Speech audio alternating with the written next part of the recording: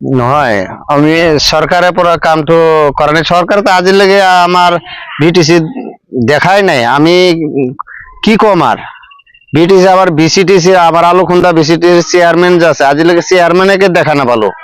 আমার গাঁৱত যিটো ইউপিপিএল মেম্বৰ আছে কাজল দাস, এই মেম্বৰেৰ ঘৰেৰ সন্মুখতে মই এক গাড়ী চেনগ্ৰাফি মাল দিছো, কিন্তু কোনো গুৰুত্ব দেয়া নাই আমাৰ ৰাজ্যৰ।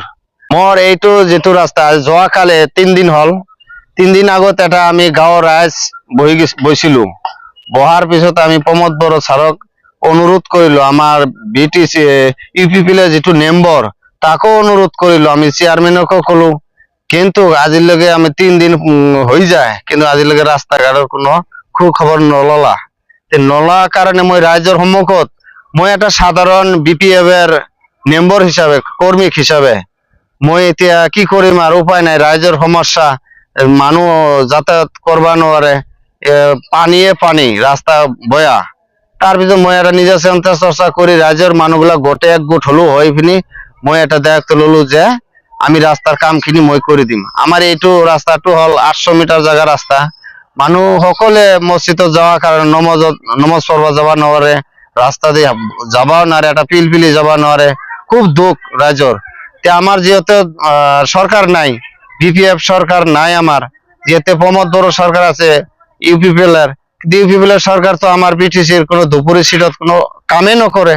গতিকে আমি চিন্তা চর্চা করে চালো আগামীত আমার বিপিএফ সরকার আহি আছে, সেই কারণে সেই আশা রাখি মই তারমানে নিজে আমি রাজ্যের মানুষ 2-4 টাকা 5 টাকা 10 টাকা কালেকশন করি আর নিজেও 10 টাকা দি আমি রাস্তার কামখিনি মেরামতি করে দিয়ে আছো, যাতে মানুষ চলাচল করিব পারে।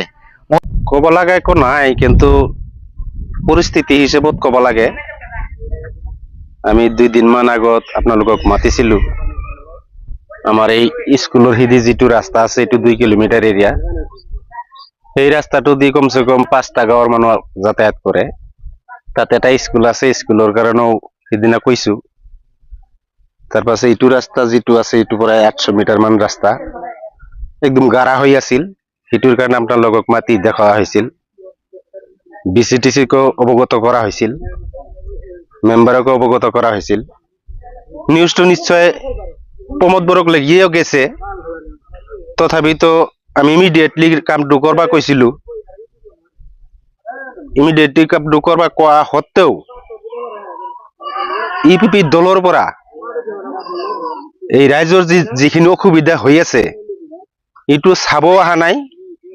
হয়তো কোনো মেম্বরে যদি আহি চাল হয় যে এই অসুবিধাটো আমার দলের পৰা মানুষ চলার কারণে কিবা এটা করে দিম, সেইটোও কোনো গুরুত্ব দিয়া নাই। যদি দিয়া নাই, এতিয়া তো মানুষ তো যাতায়াত করার অসুবিধা হয়ে আছে।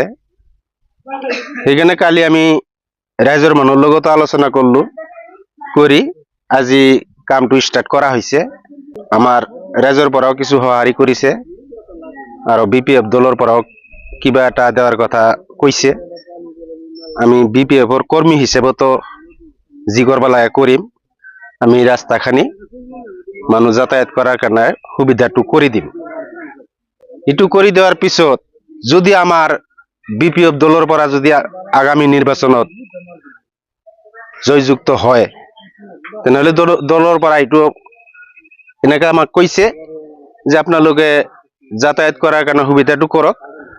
পার হওয়ার লগে লগে এই রাস্তা, 2টা রাস্তা যে আছে সিসি ব্লকের রাস্তাটো করে দিব, এইটো আমি আশাবাদী।